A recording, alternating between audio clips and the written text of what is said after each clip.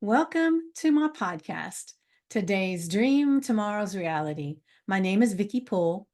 I'm a master transformational coach and hypnotist specializing in habit change. This podcast is sponsored by the Enlightened Peach, and it's all about embracing our mosaic life. And some of you may ask, what is a mosaic life anyway? Well, it is recognizing that all the pieces of our life, the good, the bad, the indifferent, have all come together to make us who we are. Change any one thing, and we are different. With that in mind, I invite you to embrace your perceived imperfections and celebrate who you are. This podcast is unedited and raw, just like life. And I am your host, and I have a special guest that I will introduce in just a moment.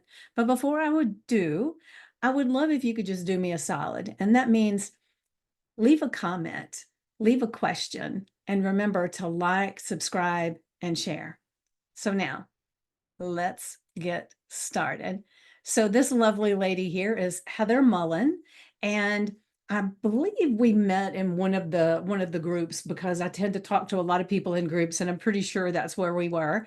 But if not, correct me.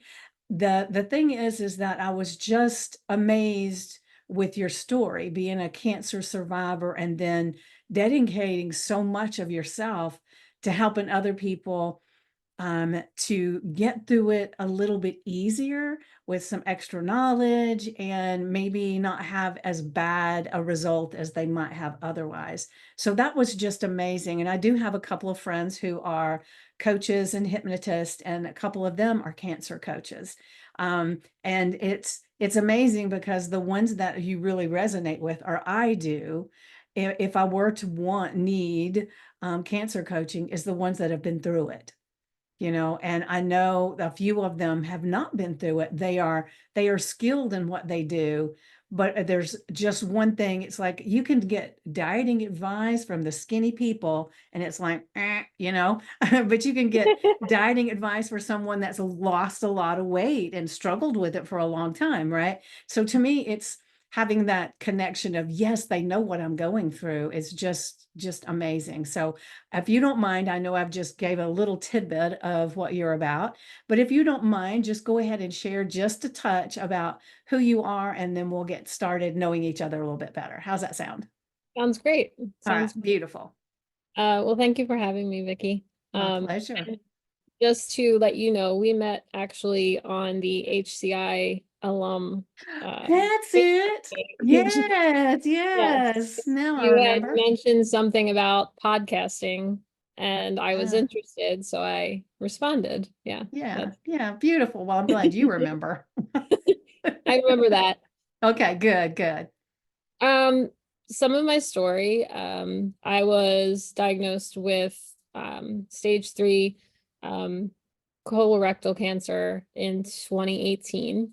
Um, and when that happened, I remember the day.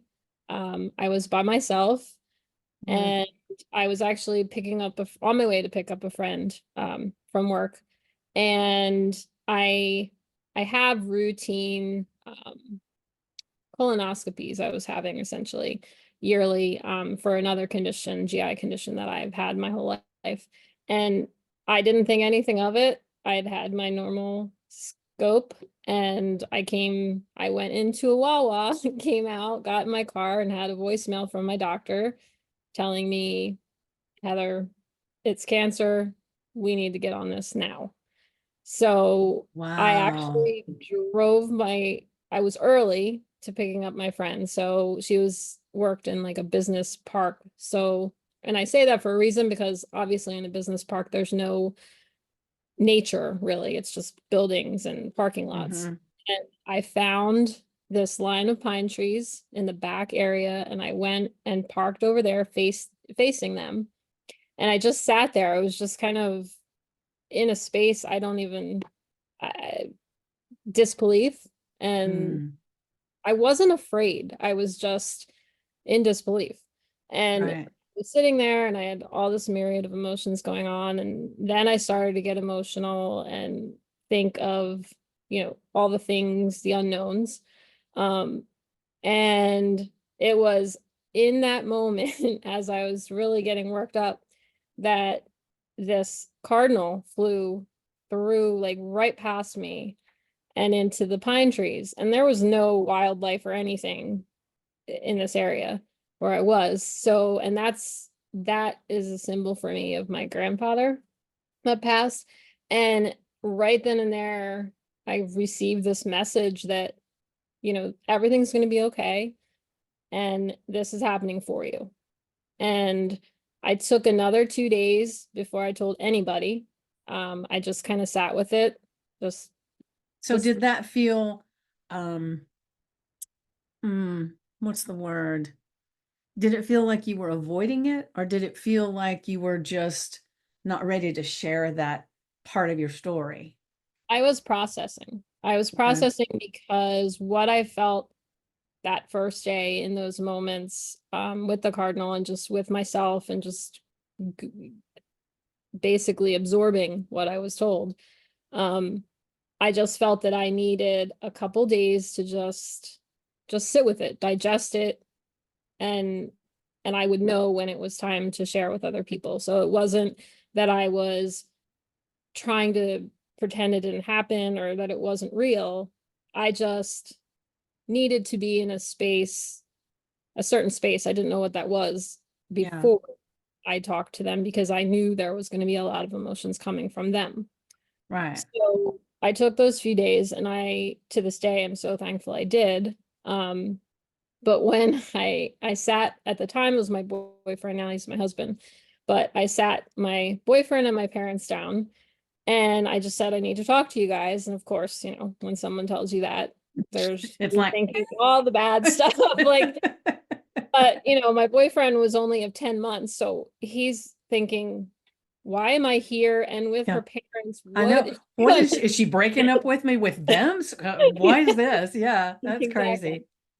So, but when I announced it to them, their faces, if I could have captured their faces, that would have been very funny. That's the only word I Mm-hmm. could think of, because basically said to them, I just want to let you know my scope came back. It's cancer. I don't know what this is going to look like. I don't know what this journey is going to be, but it's happening for me and it's all going to be okay. And they all looked at me and looked at each other, and they didn't know what to do, because who announces it like that, right? Right. Um, and so, and in that moment too, I told my boyfriend, I was like, I have no idea what this journey is going to look like. So if you want to go, I completely understand. And without a second of thinking about it, he said, I'm not going anywhere. So, he stuck through it. And so my journey began then. And I had, went through chemo and radiation and surgery in the beginning of 2019, had complications from the surgery that, from January to October of that year of 2019, I couldn't sit. Could only lay on my side, because the issue that I was having was from the surgery and a scar that was in the seating area. Mm. For Oh, that's such a lack of polite way better- of saying it, right? you know, Just call it what it is. on my butt. Yeah. So, and then in October, I had a second surgery, and then I had to take a muscle out of my inner thigh to put in the area that had essentially abscessed, because the area was radiated, so it was dead tissue and it wasn't going to heal. So they had to put healthy tissue in there. So they did that, and when I woke up, complete surprise to everybody, doctors included, I was paralyzed. My leg did not work at all. Everyone Wow. was questioning why. No one to this day knows why. Um, and so I walked in the hospital and I was wheeled out of the hospital, and I was in a wheelchair for 6 months, went through a lot of physical therapy, was able to get back to walking. Um, and I always have to think, like, where I'm at in my And your story. story. right? So after that, but because I was so immobile, the following year in 2020, from like January to June, I was hospitalized over 20 times for intestinal blockages. Um, Wow. then that resulted in another surgery at the end of June in 2020. That had complications, and I ended up in the hospital during COVID, 3 hours away from family and friends, for a month in the Wow. hospital. Yeah. Um, and just like a funny little aside there, when I was in the hospital, I learned, because I'd already been doing a lot of meditation and mindfulness work throughout that first year. That was when I was introduced to it. So I was doing a lot of that, but when I was in the hospital room all by myself, and No visitors. everyone's coming in super masked as if like I have the plague. Um, I would actually, like, in the moments when I just felt lonely or sad, or, any kind of yucky emotion, I would sit up, look at the wall in front of me or out the window, and I would smile as wide as I could smile. And it sounds really silly, No, it but doesn't. you can't smile and feel sad. Right. It's like biologically impossible. And I think I must have read it or something while I was sitting there for, and I'm like, I'm gonna try this. Getting This in hospital university, right? exactly. And it worked, so I kept doing it. But of course I kept thinking, one of these times the doctor or nurse is gonna walk in and be like, do we need to call psych? Like, what you doing? What you doing? But never happened, so that was good. But so yeah, so as I went through that month, and then I was home, um and then I had just my routine cancer screening in November of 2020, and the cancer had metastasized to both of my lungs at that point. So then here I was back on the road again, um, and had double lung surgery the following February, and went Man. through more chemo through 2021. And so since August, the end of August of 2021, I've been cancer free. Nice. So yay. Yeah, yeah. Um, You and almost got the frequent flyer miles at the hospital, didn't you? I That's got to be extensive financially, no matter how good an insurance you have. Even if you only have to pay 10 or 20%, that's still got to be astronomical. yes, but I had to look at it from a positive perspective. Mm-hmm. And that is, I took care of my deductible in the first month of the year. I was I was done. You Yeah, know, whether that's a good thing or not, that was the positive I took from that piece, the financial piece of things, and it gave me that year to pay off the bills if needed, you right. know. So in when I was diagnosed, like going back a little bit in 2019, while I was bedridden essentially on my side, um, I, going along with that message of this is happening for you, I always knew that there was a greater purpose I was here to serve, but I couldn't ever figure out what that was. It So was let me stop you a second. So what did you do professionally before all this happened? I owned a marketing business Okay. for small, a small for small businesses. Okay. So when I say marketing, that can mean a lot of things. Me personally, I was building mobile apps for small businesses, and Mm-hmm. I was helping them like with email marketing and some social media stuff. But that was back when it was, I don't know, easier. Now it's completely above and over my head, Yeah. you know, how technology is. But yeah, that's what I was doing. And I had Okay. some salespeople that worked for me. And yeah. Okay. Very cool. Very cool. Well, as you're talking about some of this stuff, I'm thinking, because you've said several times it's happened for me and not to me. And that's one of the things I teach in my Facebook group too, that no matter what, and I even talked about it this morning, if I'm remembering right, because I've had, I go in my group every day and do affirmations and journal prompts and everything. So sometimes I get confused which one I did because I do them every single day.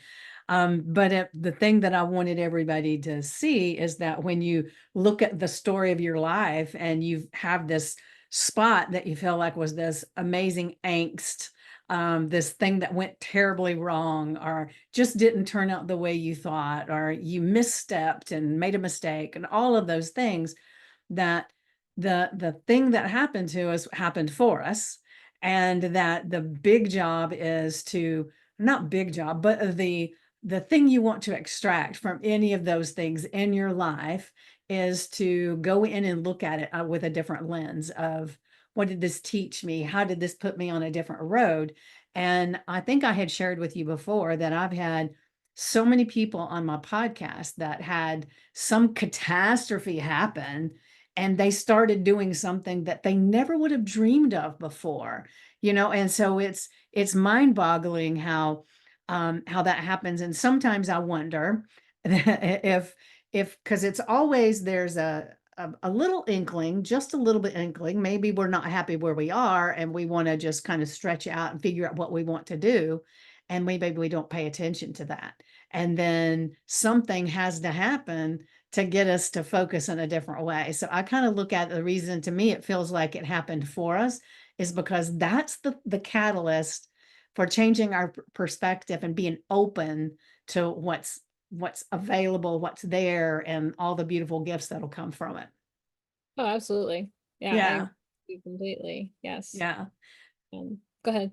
So I was just going to say, when going back to you sitting in the car and where the trees were, and did you, when you were a lot younger, was nature the thing that you ended up going to when you needed a little Oh, comfort? absolutely. Yes. Yeah, yeah. See, me as well. The Yes. thing to me was, and when I was a teenager, or early teens, we lived on a piece of property that had this big creek that went through it. And there was a tree that had fallen across the creek. So I would go sit there with my feet in the water. I'd write poetry and I'd write stories, and I'd just sit there and just, oh, this is so good. And to Yes. this day, you get me near the water, I may not want to get in the water, but being there, hearing the water, being outside in nature, it takes me back to this comfort spot in my soul. So you were dealing with so much, and it's so cool how our body just naturally knows, oh my gosh, find a friggin' tree. Yep, Yeah, exactly. yeah. Yep. I love that. I love that. I really do. Oh gosh. So when you were, do you have children? I don't remember. I don't. I You don't. don't? Okay. So how long have you and your husband been married now? Well, we were together 10 months when I was diagnosed. And so what's been 7 years, but Okay. got married in the end of 2019. Okay. For some reason, 2019 feels like it was just yesterday. It doesn't feel like it's so far Yeah. away. It's really hard to judge time these days. Um, and it's funny because this is very off topic, but so I had a client one day that was talking to me, and they said, this was one of those movies from the 1900s. I thought, that was when I was in high school. What are you talking about? Oh, it was the 1900s, but it sounded like it was like hundreds of years ago, right? I It was know. bizarre. It was bizarre. I know. I know. Yeah. 1980 is like, I don't know. Was somebody mentioned that date in like 1980, and I'm like, oh my goodness. Like, what was that? Like 100 years ago? It's like, Yeah, yeah. So, wow. how did you get into the energy work? Well, Or were you like, doing that already before? no, No? when I was diagnosed, and then when I was after my first surgery, and I was having those complications and unable to sit and all that fun stuff, I was introduced through a family friend to someone who did energy work, did PMF therapy, What is and PMF therapy? post electromagnetic Oh, therapy. okay. Okay. Have you heard of that? I've heard of the frequency therapies. And so I guess it's the similar thing, right? Along those lines, yeah. Yeah. Okay. That would be for another day. It's Yeah. very Yeah. We'll cool, talk but about that if next you get time. me going on that, it'll be for a long time. So we'll get way off topic. But so I went to her essentially for my own healing. And That's I how it always had starts. exactly. Yeah. And I had such amazing results. It wasn't like it cured me, in an Right. So hour what kind were of the thing. results that were so amazing? Um, well, with the energy work, when someone's working on you, they're going around, they're working with your chakras, they're working with your energy, other Mm-hmm. energy centers and things of that nature. So they're they're it's hard. I'm trying to put into words. So it heals you. It's actually healing your emotions, if that makes Mm-hmm. sense. So it's Yeah. it's pulling out different emotions that are stuck, and different emotions can get stuck in organs. There's Right. different emotions that gravitate towards different organs. So when they're working on you, when she would be working on me, she would go to certain areas, like for instance, my stomach. And Mm-hmm. that's what I obviously have and had a lot of issues. And when she was there, she would, different emotions would come up. And when I say emotions would come up, I would experience the emotion and she would feel the emotion as well. And she would actually have like questions and things that pop up and she would ask me, and that would kind of bring me into a space to work through whatever that emotion was. And in working through whatever the emotion was that popped up, it actually started the healing process physically. Mm-hmm.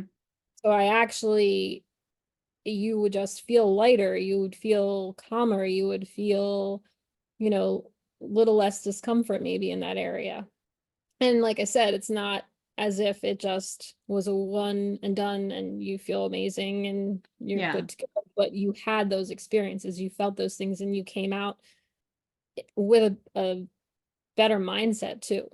Yeah. And the PMF therapy, because that's working with the frequencies of the earth, so it's essentially like, just to make it really short and sweet, if you go take your shoes off and walk outside, what you're actually getting from the earth is healing your cells. Mm-hmm. And so we don't really do that, anymore. We're not back in the whatever Stone Age where people walked around with barefoot and things like that. We wear shoes, we drive cars, we ride bikes. We're never on the ground. So our bodies, our cells are sluggish and not, when they're regenerating, they're not necessarily regenerating in a healthy state.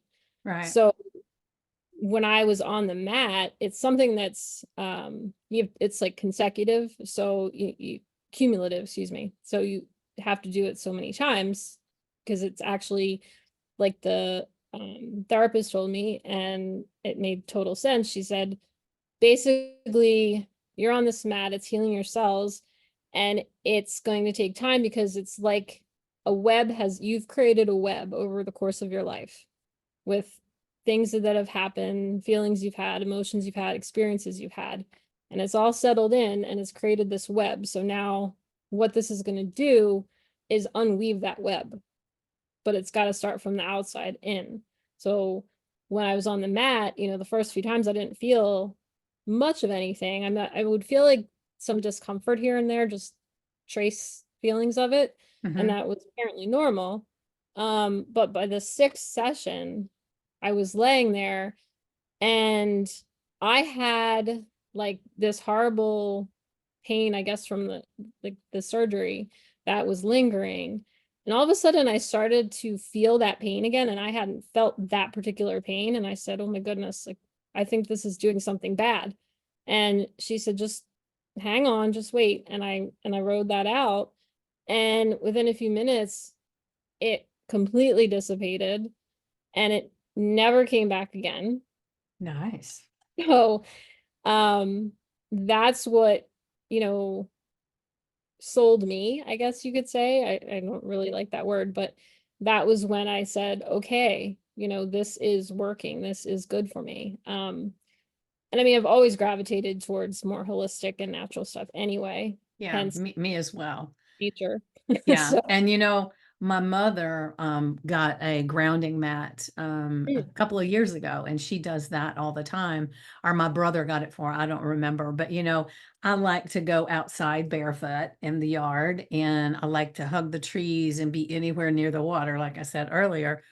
Um, and so the thing that's interesting is years and years ago, when I was little, most everybody was walking barefoot outside, you know but over time it gets to where, and I look at it a lot of times, you'll see somebody with a newborn baby, and I've been guilty of it too, put shoes on them right off, right? And so now they're not only not on the ground, but they're constricting their feet and the way their muscles move, and there's so much about it that is so not the best.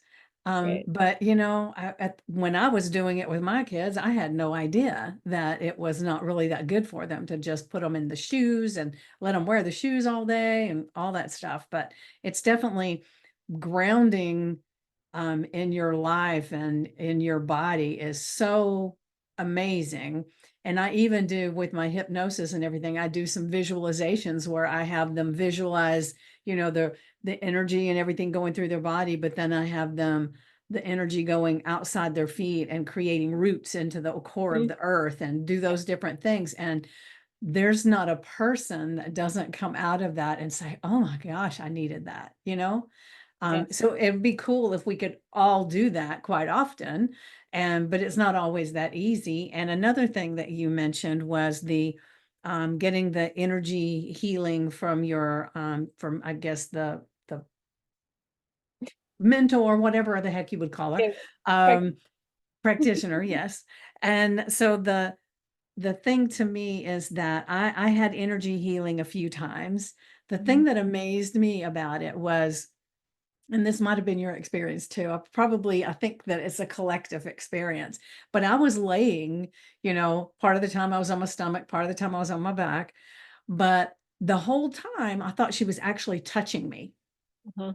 But then later I found out that her hands were hovering above me, not touching me at all. But it was like I could feel her fingers. It was the most Mm, surreal thing to realize that I could feel her touch, even though she wasn't actually doing it. right. Yes. Yes. Yeah. And on that note, what's interesting is I have experienced that as well. Hmm. But there have been times when, because there's different types of energy work and there's different, everyone does it differently, Hmm. right? So some are just strictly, Reiki and kind of do just work around your body and that kind of thing. Other things come up. And that was the case for this woman. And actually, it is the case for me as well. Once I started doing it, I have my own, Hmm. things that are, I guess, in addition to just the energy work. But Hmm. when there were times when I would experience that feeling, and yes, some of that time was energy from her that just made it as if, because our energies were connecting. So it Right. felt like she was touching me, but it was just our energy Yeah. connecting. But then there were also times that other, like, ancestors or people that have passed were there. Hmm. And that was part of what I was feeling. Oh, um that's interesting. yeah. and Yeah. and I when I've worked on people, things, I never did it with any expectations or that I had to do it like this person or like the person that taught me or like the person who worked on me.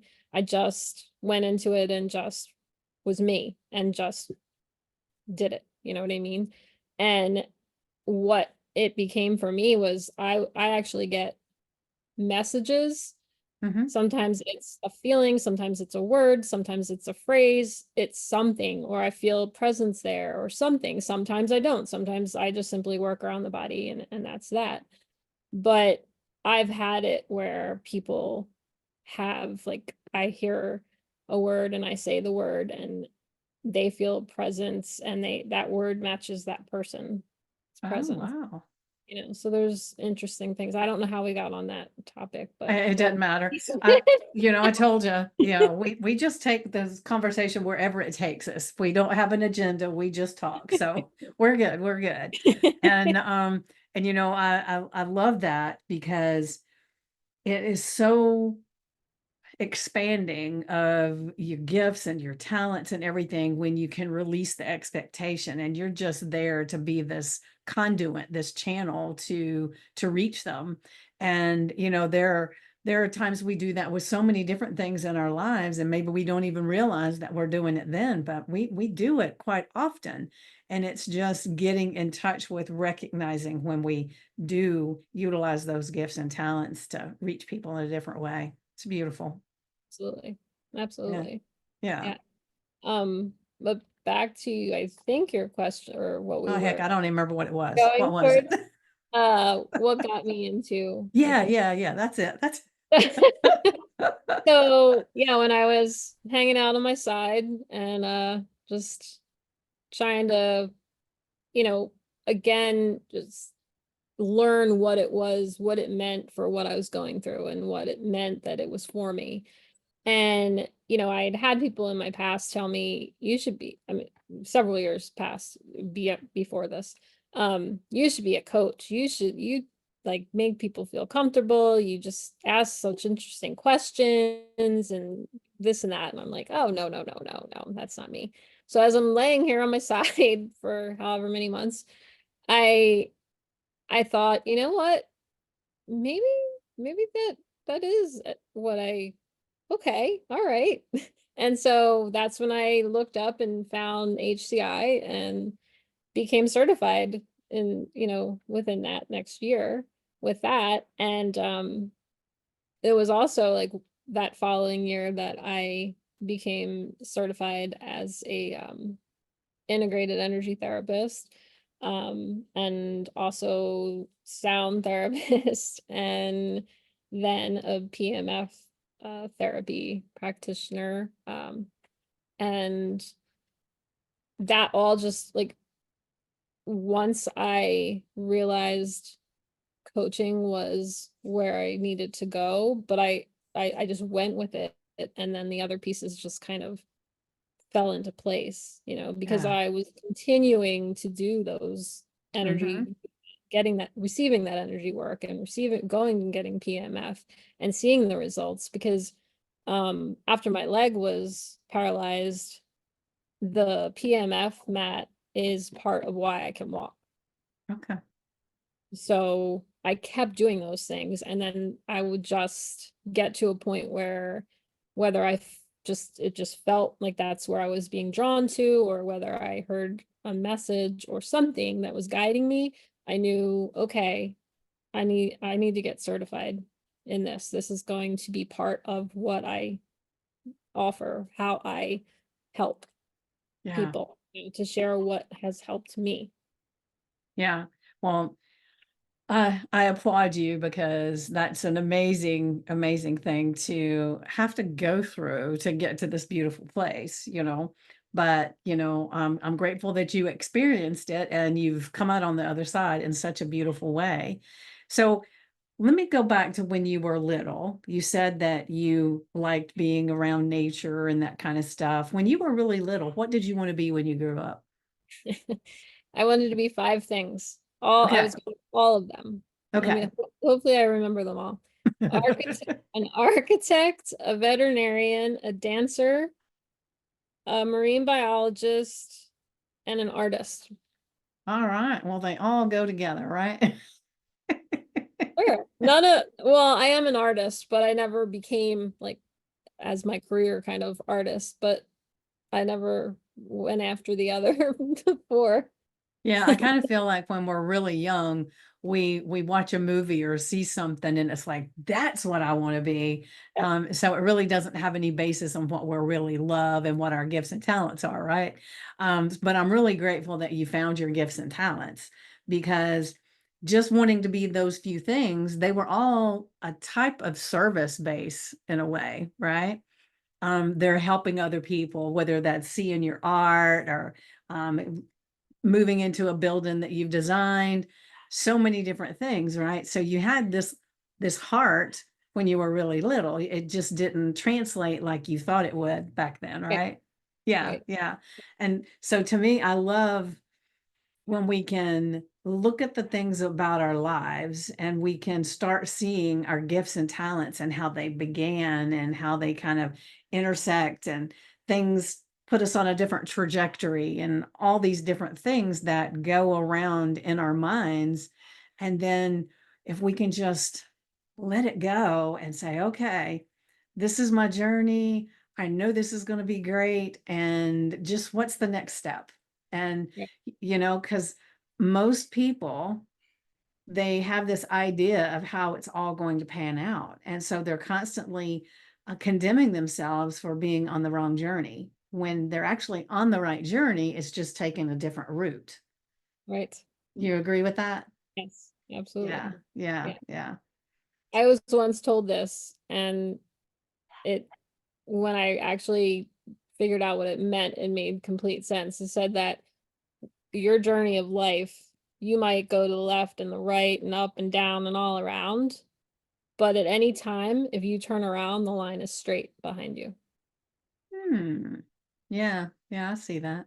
And that kind of aligns with what you're saying, Yeah, because you're always going where you're meant to be going. right, Whether you think you're diverting or going the wrong way, you're actually not. So, right. you know what I mean? Yes, I do, and I love that.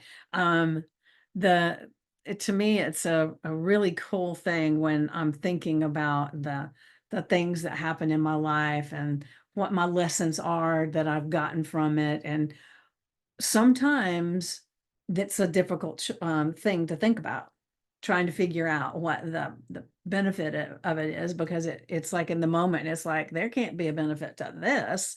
But then when you can kind of just take a step back and say, okay, this is what happened. And let me just figure out where it's leading, where it's taking me, and just be sincere thinking about the process and knowing that it's all working out for me and in my favor, right? So it's like the universe, God, it conspires to make us better all the time.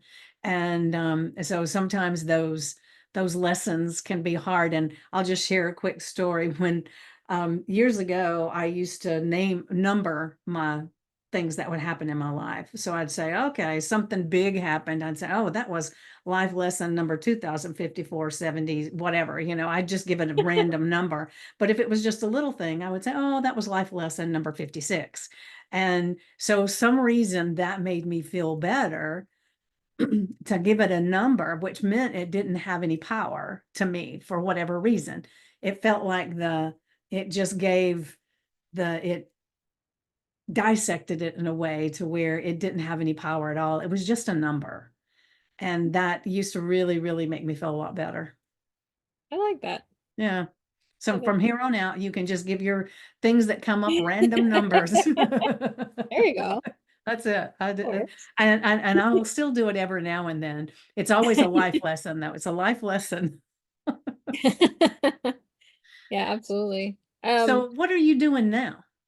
What am I doing now? I just launched my Healing Whisper Oh business yeah, I remember seeing that. That's so the exciting. beginning of June. Hmm. So, that's been exciting, but very overwhelming just because trying to, like I was saying earlier, technology is a lot more, even though there's a lot more tools that make it easier, making everything work. I'm used to, and I'm going to sound really old, like going to a networking event in person with people, talking on the telephone, yes, sending emails, but everything's so digital now that it's just a learning curve, It essentially. is. It And it's is. a lot of pieces to kind of bring together. So um I'm kind of been just getting my feet wet and connecting in different groups, the group that you invited me to, which has been amazing. Do your Mhm. thing. Mhm.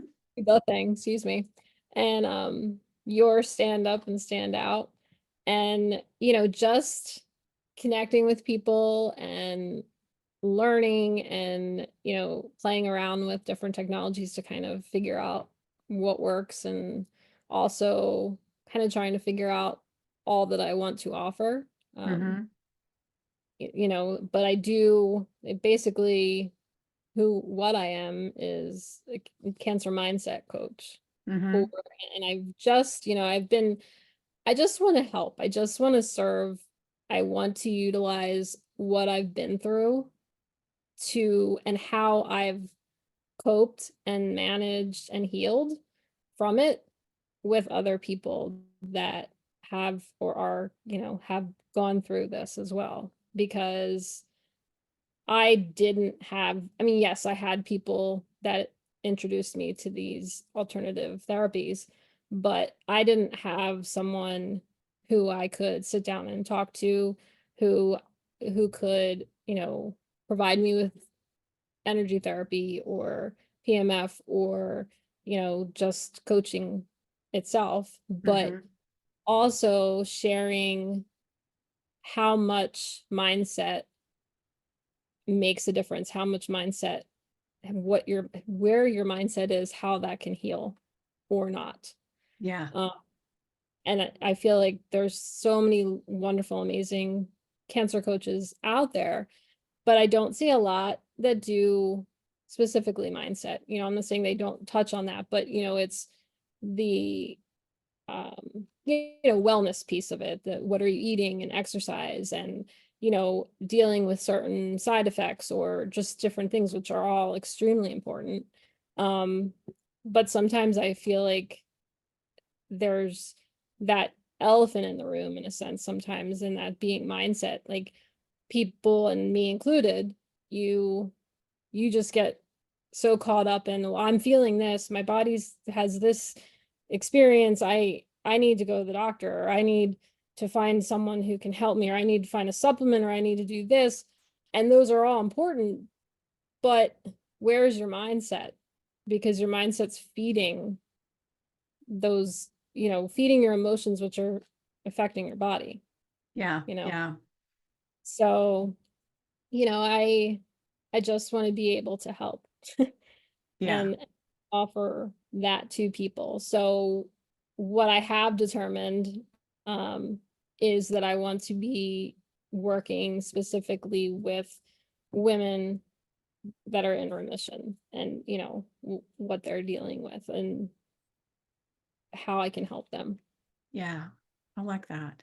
You know, as you're talking about some of that, mindset is everything in our lives, right? And just like we were talking earlier about, things happen for us and not to us, there are so many people that as soon as they hear the word, the phrase, you've got cancer, they just kind of like, well, might as well go ahead and concede with that I'm not going to live long. And the thing that I wish so many doctors would do first is get a touch with what their mindset is, and maybe help them to start looking at things a little bit different before they even get the diagnosis, because it's not going to hit them the same way. It's just like when somebody, and I talked about this the other day too, when you're in a group of people and everybody's laughing and talking and everything, but one person, you look at them and you think, I don't know, do they feel okay? They might look a little pale. And you keep it to yourself, they're going to be fine. But if you start talking about it, and then suddenly they'll start feeling all those things that maybe they weren't feeling before, because you put that in their mind. And so the mindset, I think, is the ultimate importance, because just like a lot of medicines, there's the placebo effect, that some medicines, they cure whatever it is and they didn't even get the friggin' medicine. So it's not the medicine that typically is the curing thing. It is the mindset about that medicine. And then you don't even have the side effects of the medicine. So there's so much to be said for um, exercising your mind with how to look at things differently, right? Yes. Yeah, absolutely. I mean, because I actually wrote this ebook and it's entitled A Healed Mind Heals the Body, Yeah. because it truly does, like what you're talking about. It's when you don't when your mindset is, let's just say, in a negative space for whatever reason, you can't see anything positive. Right. And it kind of like creates almost like a shroud around you. And it's just Like heavy. Pigpen. Yeah. Pigpen and the the Right. Snoopy, Charlie Brown era. Oh, yeah, yeah, yeah. I loved him. Yeah, He's yeah. That's what it makes me think of when yeah. somebody has a really negative attitude. It's kind of permeating around them and it's being sprinkled on everybody that they come in contact with, right? But Exactly. if you turn that around to where it's a positive thing, that's being sprinkled out too. So I love thinking about Pigpen and when I'm thinking about all this stuff.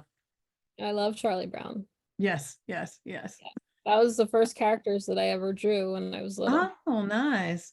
Well, my brother, when he was young, that's what my dad called him, was Charlie Brown. And I thought, does that mean he's an outcast? Does that mean what does Oh, that mean? But he did. Yeah, I think he was just cute, but yeah. Yeah, a little bald head with one little he hair. he did after a while. When he was born, he had tons of hair, but you know how all babies tend to lose it all and then it comes back. But yeah, it's kind of thin now. He's a little bit older. I won't tell him that I told anybody about him being Charlie Brown. Maybe Well, he won't listen to this one. yeah. He we would be we don't mortified. we love Charlie Brown, That's all so right. That's all right. So, we're just looking from love. so when we're getting close to time, and Yes. so one of the things that I want to let everybody that's watching or listening to know is that when I post this and I publish this, then I'll have a list of the different places that we can connect. Anybody can reach out and connect with you. And Okay.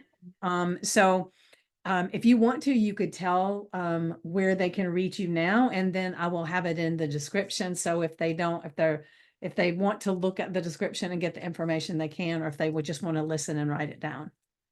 Okay. Um, I'm I have a website that's www.healingwhisper.com. Okay. I have an Instagram page that's also Healing Whisper. And my email is heather@healingwhisper.com. So why the difference in how the spelling of whisper? So when I named it, how I feel that intuition speaks to you is through a whisper. And Mm-hmm. so a lot of times we're so busy in our lives and we get so caught up in our thoughts running that we miss the whisper. And Mm-hmm. that can be in any area of your life. And so as you miss the whisper gets louder and louder and louder. And once it's a shout, now whatever you've not been dealing with or not been listening to now has manifested physically, Yeah. right? I call So that's when the that baseball bat comes out. exactly the whisper, but the PUR, it's spelled that way because when I'm an animal lover. I have cats, and when they purr, it's actually known that biologically that purr is like puts your body into like a meditative state Mm-hmm. energetically. So that's why it's spelled PUR, because it's creating that meditative calm space and Nice. allowing you to hear that whisper before it becomes a shout. Yeah. Yeah. Yeah, I love it. For me, it was like I would tell everybody all the time that it's a little whisper, and then it gets a little louder and a little bit louder, and then becomes a shout. And if you're still not listening, out comes the baseball bat. And that's when you get the diagnosis of this horrible thing, or you're in the car wreck, or you lose all your money, or whatever it is, that we usually Yes. get indicators early on that we ignore. So my thing is, I really want to help people to dive into their intuition and start trusting it, so that when they think that something's, maybe I need to pay attention to that, they don't just discredit it. They will Yeah. actually listen to it and do something then. Yes. Yeah. I'm right there with you. I That's agree. right. That's right. So thank you so much for being here today. And just to be in your presence, I can feel the energy from you. And I love it. You have got such an amazing smile and such an amazing spirit about you. So I know why, all the things that you were saying about why you're here and what your gifts and talents are. I know why God, the universe, kept you around. And not to say that anybody that has a bad experience with cancer, that they weren't valuable. I'm just saying for you, it feels like you have this mission, and, you know, it's happening. It's happening. Yes, That's it is. right. That's Thank right. you so much. This has been My great. pleasure. So I'm gonna leave with my favorite quote, and I still, just to be honest with everybody, I still don't know who said it. I've heard several different people tell me different things, so I still haven't looked it up. I hate to admit, but anyway, the best way to predict the future is create it, Mm. and I love that. So as I say goodbye to everybody, I just want to ask you, what are you creating?